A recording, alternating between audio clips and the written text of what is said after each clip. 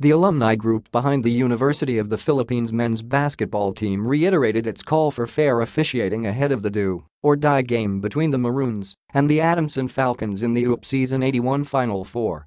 NowheretogobutUP Foundation, ntgbUP, chairperson Atty. Agaton Uvero aired the call on Tuesday, saying an initial report of referees consultants hired by the group revealed referees' calls may have had an impact on the outcome of the first game between the two teams on Saturday. The third-seeded Maroons won that game 73-71 to drag the second seeds to a decider for the right to meet defending champion Ateneo in the best-of-3 finals. This is what we have always been wary of and what we want to avoid.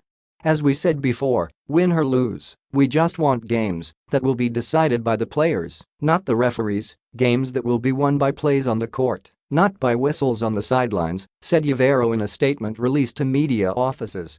The country's top collegiate league created its own pool of referees starting the season. However, Uvero said veteran referees tapped by the group's consultants to monitor and evaluate officiating in UP's games bared not just the disturbing disparity in the fouls called against both teams, but the quality and timing of the calls that were made. The numbers, we believe, speak for themselves. But what is bothersome is these calls were being made in crucial junctures of the game, said Uvero.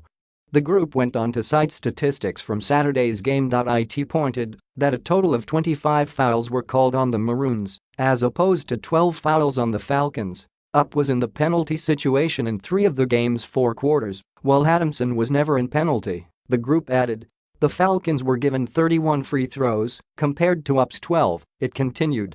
The UP alumni group also bared one of the 3 referees who called the game, Ariel Bermeo, was once slapped a 2-game ban by the UAAP in 2010 for bad calls during a controversial game between UP and National University.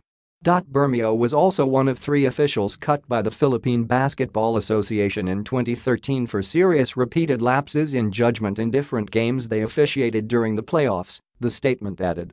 The lawyer also urged the UAAP to consider tapping third-party observers to evaluate the performance of its referees and to adopt the use of technology to track and study the calls made by its officiating crews.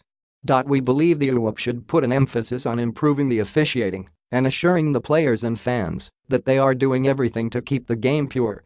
This is extremely important to dispel rumors that gambling syndicates allegedly use underhanded methods to influence the results of the games, he added.